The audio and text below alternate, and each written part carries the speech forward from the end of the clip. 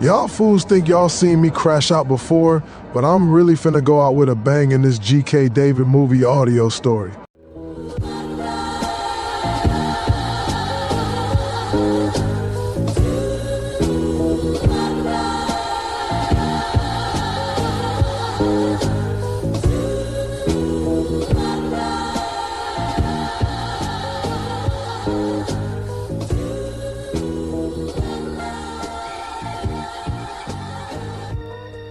Alright, you kids get to bed, I get the storybook. Draymond Green's ultimate crash out. Prologue, NBA ball bully. Draymond Green wiped the sweat from his brow as the buzzer sounded at the end of the fourth quarter. His Golden State Warriors had edged out the LeBron's Lakers in a nail-biter, but something wasn't right. His chest felt tight, and a dull ache radiated down his right arm and left leg. Dismissing it as exhaustion due to almost being 35 years old, he made his way to the locker room, but the worry lingered. "You good, Dre?" Steph Curry asked, noticing his teammates' uncharacteristic silence. Draymond would usually be talking wild shit about how his Warriors crushed the GOAT and his loser Lakers, but tonight he was as quiet as a teenage nerd with a bottle of baby oil, playing with himself as he watched nudie websites on his phone. "Yeah, just tired," Draymond replied, forcing a smile. But that night, as the pain persisted, he knew he couldn't ignore it any longer. The next morning, he found himself in the team doctor's office, starting a chain of events that would spiral far beyond his control. Chapter 1, The Diagnosis. The specialist, Dr. Henderson, a 60-something-year-old, adjusted his position on the sturdy stool as he skimmed the chart before him. Draymond sat on the examination table, feeling the weight of the moment. "Draymond," Dr. Henderson began, I'm sorry to tell you this, but you have advanced pancreatic cancer. It's unlikely you'll make it past March, son. I'm sorry." Draymond's breath hitched, his mind racing. "Get the fuck out of here, Doc. This doesn't make any sense. I've been healthy my whole career." Dr. Henderson nodded solemnly, continuously apologizing for having to share this terrible news with the future Hall of Famer. But what Draymond didn't know was that the doctor had made a critical mistake. In his rush that morning to get to work, Dr. Henderson had forgotten to put his contact lenses in and had mistakenly read the chart of a different patient. Another black male, age 34, whose name was Raymond Green, which was similar to Draymond's famous name. Chapter 2, Processing the News. Draymond stormed out of the doctor's office, ignoring the old man's pleas to stay so he could discuss treatment that might allow him to make it, at least to the summer. The basketball enforcer wasn't trying to hear that bullshit, his heart pounding for reasons beyond his chest pains. He spent days in denial, poring over second opinions that all seemed to confirm the grim prognosis. Eventually, he came to a grim acceptance. If he had only a few months left, he planned on going out with a bang. If only he knew that the chest pains were actually caused by a pimple-faced, pretty yet disgusting blonde woman who prepared his Taco Bell with unwashed hands after using the restroom and getting her yeast infested. Period blood all under her long fingernails, which she then transferred to his cheesy double beef burrito. The nasty girl also had an STD, which she passed along to the basketball legend, and he didn't even smash the girl. That's a damn shame. Later on that night, after vaguely explaining his dilemma, Draymond told his family, "If I'm going out swinging," determination hardening his tone. Chapter 3, Going Vegan. Draymond's first step toward his final legacy was a complete lifestyle overhaul. He adopted a strict vegan diet, flooding his social media feeds with pictures of colorful meals and motivational captions. "Staying strong and focused one day at a time," he posted, earning praise from fans and fellow athletes alike. The transformation brought unexpected energy, fueling his workouts and his determination to make the All-Star roster. As the All-Star votes rolled in, Draymond noticed he wasn't getting the support he needed. He devised a plan. He started DMing various fans across the country and began anonymously paying them to vote for him.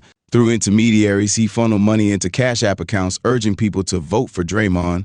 By the time the final rosters were announced, Draymond had clinched a spot, though his presence raised suspicions. The league's analysts debated his inclusion, citing his declining stats, but he didn't care.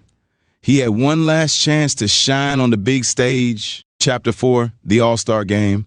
The 6'7" intimidator was lucky because that year the All-Star Weekend was held in his home arena. Sorry, folks. Quick commercial break. That's just like black folks to come on this YouTube thing and look at all these G.K. David movie stories, but don't send no Cash App or even hit the damn like or subscribe buttons. My people ain't shit. No, I'm just playing. I love all y'all. Well, except for them niggas that broke in my Cadillac last Tuesday. Fuck them niggas. Y'all go ahead and hit that like and subscribe button for my boy so he can keep blessing y'all with this good content. Thank you, Stephen. You're welcome, Calvin.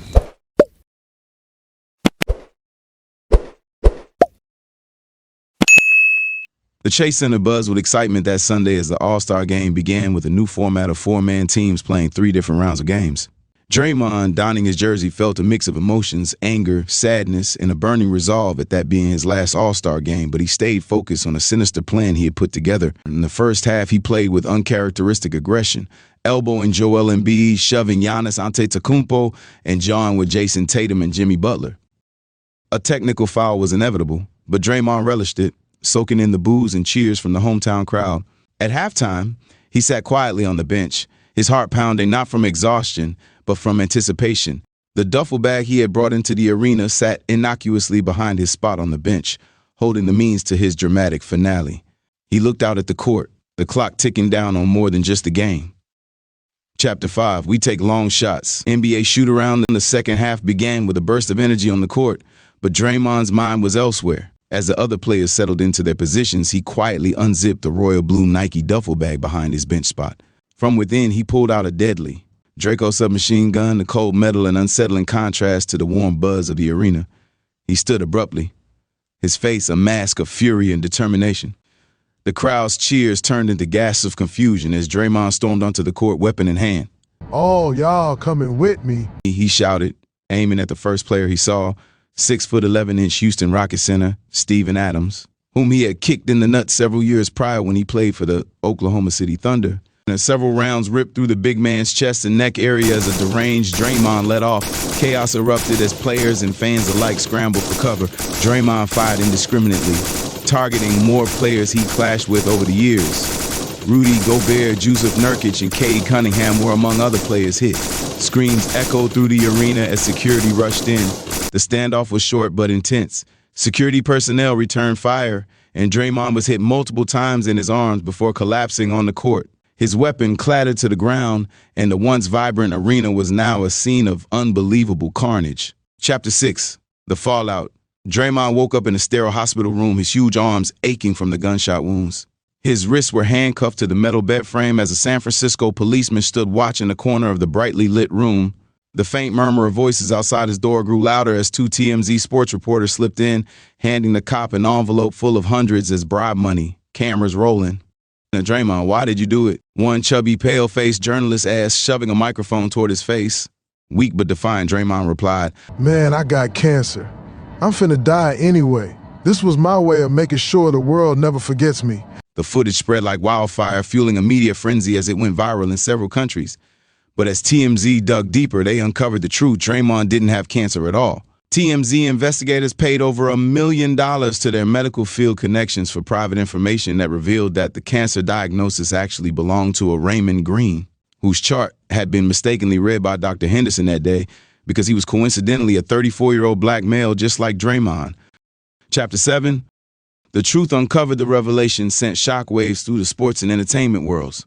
Fans, players, and commentators expressed outrage at the mix-up and the tragic chain of events it had triggered. Dr. Henderson faced public scrutiny, and calls for his medical license to be revoked grew louder. Chapter 8, the trial. Draymond's trial became a media spectacle. Facing multiple murder charges, he sat stoically as witnesses recounted the horrifying events of the All-Star Game. His defense team argued that the erroneous diagnosis had driven him to madness, but the jury was unswayed. He was sentenced to 12 life sentences, all running concurrent, the maximum penalty, and was transferred to Florence ADX, the nation's most secure federal prison, due to using a firearm that was illegally modified, which is banned in the United States.